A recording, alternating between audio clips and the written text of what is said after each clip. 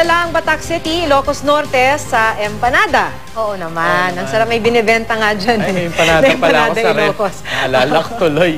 Kaya ang katakam-takam na pagkaing Pinoy na ito, bida sa kanilang festival. Ayon sa mga taga-Batac, malaking bahagi ito ng kanilang pagkakakilanlan at kultura.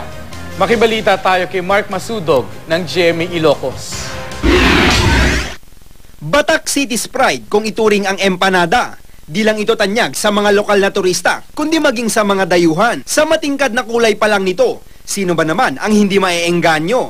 Isama pa ang mga sangkap tulad ng bawang, grated papaya, munggo, itlog at Ilocos longganisa. Di lang ito katakam-takam, kundi magaan din sa bulsa at siksik pa sa sustansya. At sa Empanada Festival, ibinita ang merienda na nagbigay kabuhayan sa marami. Nagdaos pa ng Kapuso Night kung saan nag-isaya sina Dingdong Dantes, Raisa Senon at Mike Tan.